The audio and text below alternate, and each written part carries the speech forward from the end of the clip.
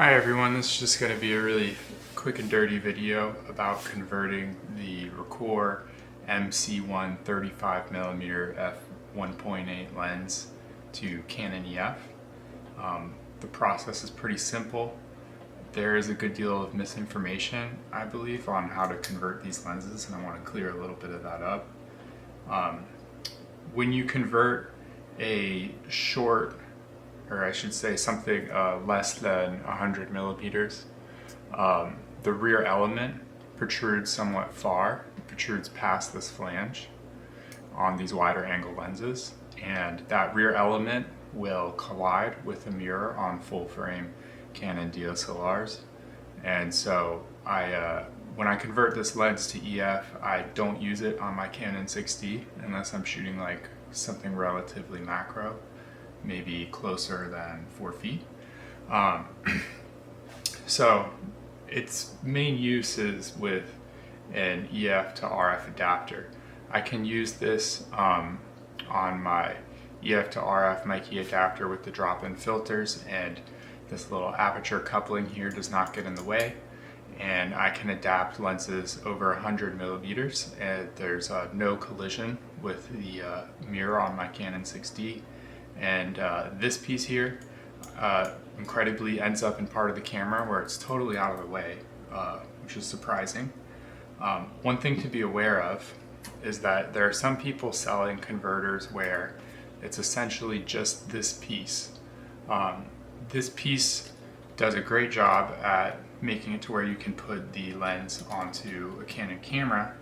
However, on this MC1 and on many of the MC3 lenses that I've seen, there's a small step right here between this black piece and the silver piece.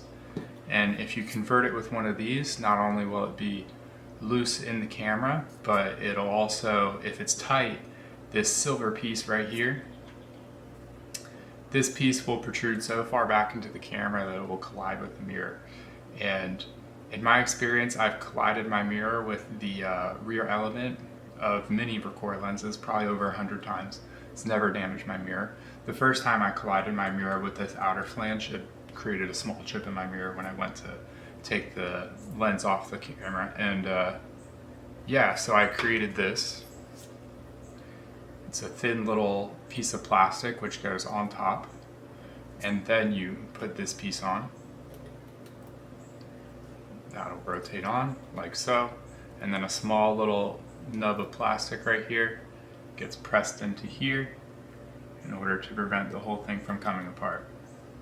And just like that, the back of the lens is ready to go on a EF camera mount. If you'd like, you can cut a little notch into the aluminum right here to where the lock can go into the notch of that aluminum. But personally, I don't like to damage the lenses in any way. I like to keep my lenses fully reversible. So I won't cut any notch into mine. Reason why I'm making this video right now is because I sold this lens, and so I figured rather than send it off without ever making a video, I just make a fast, dirty one. But that's the easy part, putting the flange onto the back with the little spacer and the retention piece. What's more difficult is the process of adjusting the lens's infinity focus to where the lens can actually focus to infinity. I've seen some people trying to adjust the position of the elements by taking apart the backside of the lenses. I've seen that on the 50mm in one video, and in my experience that doesn't work at all, and I don't recommend taking apart the backside for any reason. Everything can be accessed through the front, and it's rather quite simple really, so I'll go ahead and get into it now. You'll need a spanner wrench, and you'll need a small Phillips head screwdriver for this particular lens. That's all. First, you're going to want to set your spanner wrench. Be very careful with this step. It is quite nerve-wracking in my opinion. I find that I get the best results here if I set the wrench off of the lens, set it somewhat firmly to where the wrench can't move and slip, causing me to scratch my glass. I'll go into the two little notches there, and with a little pressure, I'll rotate. Now when I put pressure, I like to put the pressure straight down and make sure you don't squeeze your wrench because you might shift it and cause yourself to slip up. So after I get this out,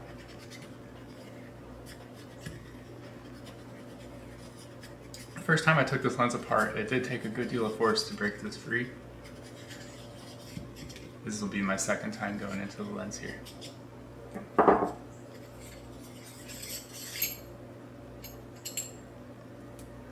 Alright, so now that I've gotten to this stage, there are going to be essentially 6 different sets of screws down in here. Some of them are recessed below this piece of metal, and others are not. And in this case, I'm going to be wanting to remove the non-recessed screws. These are actually flatheads, so I'll correct myself. You'll need a small flathead as well.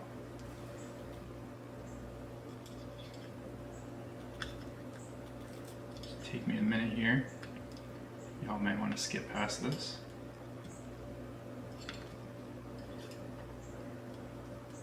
It can be rather difficult to access these screws. Now, the first time I did this, I went ahead and removed the elements. I took the spanner wrench and I set it to these outer notches here and here. I removed the entire front element group. That's not actually necessary, and might introduce some debris into the lens that you don't want. So you can painstakingly fish these little flatheads with the screwdriver. Now, if you're going to do this way without removing the front element, it's essential that you have a single piece screwdriver, not one with the little removable bits. I find that those are pretty crummy anyway, and I don't recommend buying them. I recommend buying a kit of individual micro screwdrivers if you're going to work with lenses like this.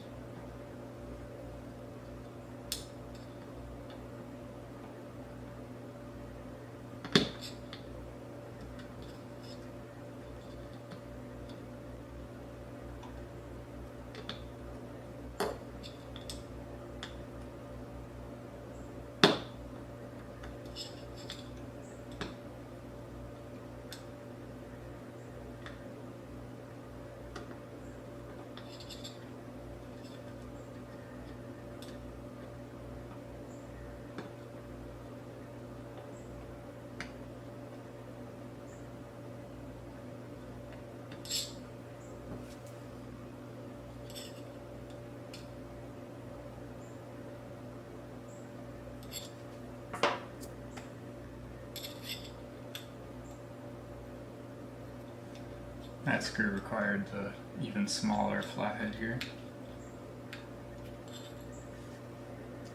Of course, you're going to want to be extremely careful with your screws. It is so easy, it's so devastating to lose a camera lens screw.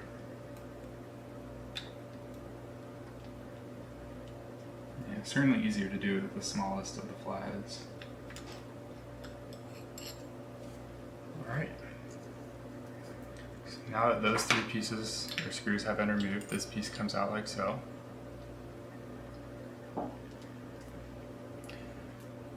Now this is going to reveal that there will be, let's see if I can get a focus here. There are going to be 6 different screws. The 3 which you can see now are not the ones we're going for. The ones that we're going for are going to be right here.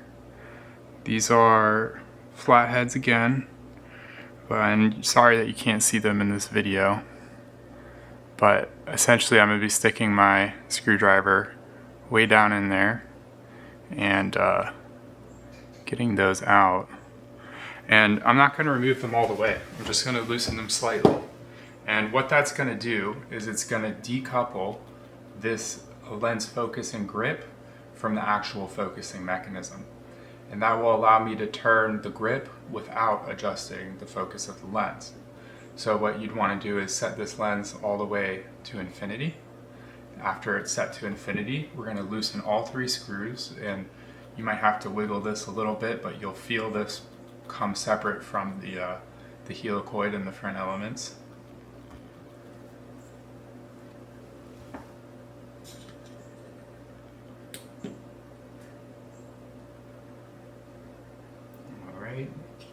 There's one screw loosened. Yeah, my bad. No Phillips head on this lens. A lot of these lenses do use Phillips instead of flathead, but this is my only MC1 lens, and perhaps all the MC1s use flathead screws. Alright, I've loosened all three of those. Now I am moving the grip, and the element isn't adjusting at all. So I started out at infinity. What I'll do now is I'll come back, let's say, to 7 feet or so. And then I will tighten down at least one of these 3 screws to where the grip is now recoupled with the helicoid elements. Maybe I should just say focus system. Alright, so the grip is now recoupled. So what I'll do is I'll put this onto my camera, and I will then essentially go to where I can go past 7, so I'm now moving the elements further back than they were intended to be moved in the factory. And I found that on this lens, I have to move them essentially all the way to the point where it stops. And this lens has already been adjusted. So this is the point where the elements essentially hit the back of the lens and stop right there. So now once I've worked this back as far as I can, what I'll normally do is I'll put it on the camera, and I'll try to focus on something very, very far away. And on this lens I found it was probably about right there, just a micro hair turn away from the furthest back position was where I was hitting my infinity focus. And so then once you've got it at infinity focus on camera, you're going to want to take it off your camera, not move anything, come back, loosen the screw that you had tightened, or all of them if you chose to do more than one. Alright, bear with me for a moment. Alright, so now once again the grip is free from the focus system. I'll turn it to infinity where it'll hit its stop as it should be, and I'll go back in and I'll tighten all 3 of the screws all the way around. So this lens is now infinity adjusted for Canon EF on the Canon camera.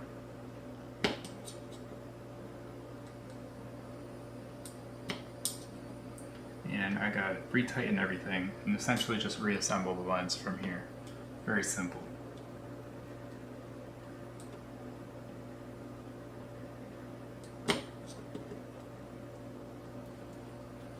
So it's 1. I do all 3 of the rest. I place this back in here like so. Put those 3 screws back in. Place this on here. Screw it back down. The whole process is done. It focuses to infinity, and like I said, it's not good for a full frame DSLR, but it's good for basically every other situation. I find this really useful with my drop-in filters adapter to my EF to RF, and that's why I find it nice to convert these to EF, is because the adapters sometimes do something cool. Beyond that, I'd say you're probably best off just buying a simple Minolta MC or MD to RF adapter and using the lenses as is if you don't intend to use them with any type of drop-in. Some exceptions to that would be any lens longer than 100 millimeters, which can be used on the full-frame DSLR. My favorite is the 100 millimeter 2.8. I shoot that on my Canon 60 regularly, and I really like the pictures it makes. With this particular lens, I've already sold it, and the customer asked me to convert this lens back to the standard Minolta settings, so I'll go ahead and show that process as well real quick. All you do is you want to take a larger flathead, press it into the crack between the retention nub and the adapter right here. Take some force, and then you can pry up the nub, remove the nub. This will rotate off. That comes off. And now all I'm going to do is I'm going to put this on my old Minolta film camera. I'm going to figure out where in this rotation is the infinity focus actually achieved. Then I'll stop. I won't touch anything. I'll loosen the screws, and I'll adjust it to where it actually hits the infinity stop, tighten back down the screws, reassemble the lens, and now it's fully converted back to a standard Minolta lens focus. Yeah, it's completely reversible, non-destructive. If you're converting an MD lens, there will probably be a piece of plastic for coupling the aperture or whatever. The piece of plastic will stick up too far, so you'll have to actually file down the coupling piece a little bit on some MD lenses, which is destructive. I found that I don't have to cut this off on any of my lenses. I have tried to file this piece around my 50mm f1.4, and I found that even when filing this piece, it wasn't adequate enough to achieve the infinity focus I'd really like to, so I don't recommend filing these down for any reason. I think that it gains you nothing. And yeah, if you're in the market for an already converted lens, just be aware that if the lens is wider than 100mm, it's probably going to hit that mirror on a full frame. So really it's only useful with the R system still, or perhaps EFS, crop sensor DSLR, but I don't have any experience with that. I can't speak to it. In future videos, I'll try to make the video higher quality. This was just a fast and dirty one before I send the lens off. So yeah, thanks for checking it out. And good luck to you if you should choose to convert your lenses. I do sell these on eBay, the conversion kits. And like I said, this small plastic spacer, this is only necessary when you see the step right here between black and the silver aluminum material. I've only seen that step on MC3 lenses and on this MC1. So if you're converting an MD, you probably could use something without this spacer. And I intend to sell a version of this with no spacer. But the spacer, excuse me, the spacer can be used almost universally on all lenses. It'll convert an MC, an MD, MC1, 2, or 3. It doesn't really matter. It should be able to convert nearly all lenses so far, so long as the lens has enough room in its helicoid to move far enough back, which so far I haven't found a lens that hasn't had enough room in the helicoid with these prime lenses. I have not tried the 16mm, but even the 24 had enough room to move back for me. So that's the 24mm MC3. So I think that this should work for most lenses. The real question of whether or not this is going to work for you is if you can manage to access the coupling between, or the screws which couple this grip to the focusing system, and if you can work the focusing system far enough back. I found that for most prime lenses it has worked out well for me. The ones that I haven't tried would be the 58mm f1.2. The f1.4 did work. I also haven't tried the 85mm in any variation. Can't afford that lens. But yeah, with most of all of the cheaper lenses that I've tried, it has worked. The 50mm f1.4 MC3 worked. The MD also worked. The 100mm f2.5, the 6 grip waffle version, worked great for me. My favorite lens out of the series. The f3.5 135mm did work perfectly. I got a 135mm f2.8, and that one, it barely works. The only way I was able to adjust the focus was by removing the stop. There's a little screw on that lens that stops the focus from going too far, and I wasn't able to access the focusing system. That's the 4.4 version of the 135 2.8 MC3. I love the lens, but it's not as clean a conversion. I also converted the 200mm, I believe f3.5, and that lens converted perfectly as well. Thanks for checking out my video. Like I said, I'll make more videos for the other lenses I own, and I'll make higher quality videos, hopefully. But before I ship this one off, just wanted to show you that it can be done with this lens and kind of roughly the process. Thanks, y'all.